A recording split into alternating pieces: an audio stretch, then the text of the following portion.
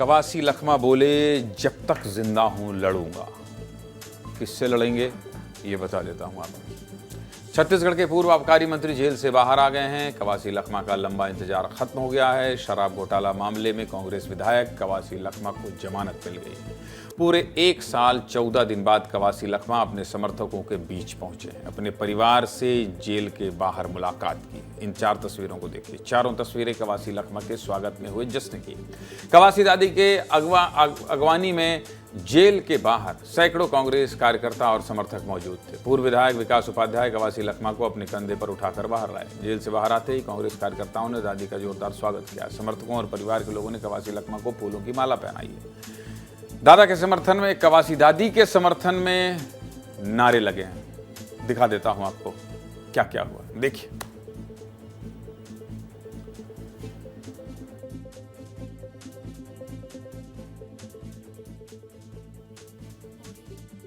जो तस्वीर देख रहे हैं ये कवासी लखमा की है और जेल से बाहर आते ही कवासी लखमा का अपना अंदाज भी नजर आया है। कवासी लखमा ने कहा कि जेल से बाहर आकर अच्छा लग रहा है, जब तक जिंदा रहूंगा लड़ूंगा। सुनिए क्या कह रहे हैं कवासी लखमा।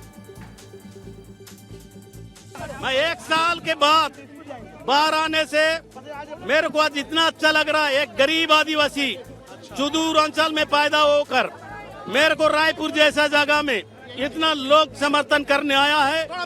मैं उनको बधाई देता हूँ।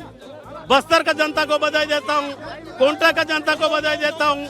मैं अभी निकला हूँ, बस्तर में जाऊंगा, उसके बारे में बात करूंगा।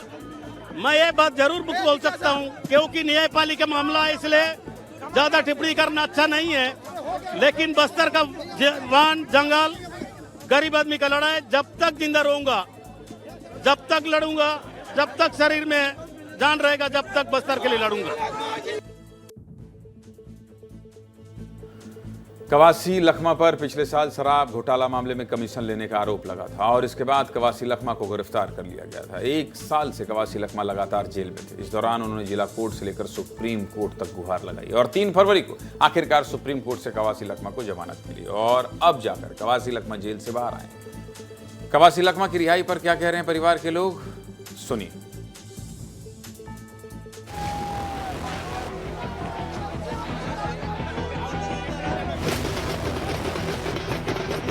वो जेल परिसर से बाहर देखिए किस तरह से उनको कंधे पर उठा लिया गया है।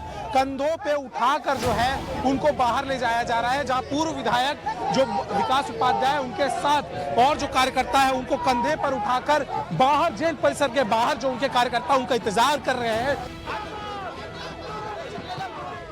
अच्छा लग रहा है और खुशी की बात है और सारे हमारे लोग आए हैं उनको देखने के लिए, लेने के लिए, और आप सभी का बहुत बहुत धन्यवाद। और जानते हो सत्य की जीत होती है, सत्य की जीत हुई है और हमें पूरा न्यायालय पर भरोसा है, आगे भी हमको न्याय मिलेगा। 379 दिनों के बाद जो है कवासी लखमा जेल परिसर के बाहर आ रहे हैं। 1 साल बाद सर बाहर निकले, जैसे कैसा महसूस कर रहे परिवार वालों को? 1 साल 20 दिन। अब शेख तिवारी कवासी लखमा के घर के बाहर से जुड़े हैं और उनके समर्थक भी खड़े हैं। जरा बात करिए, दिखाइए क्या स्थिति है, क्या तस्वीर है अभिषेक।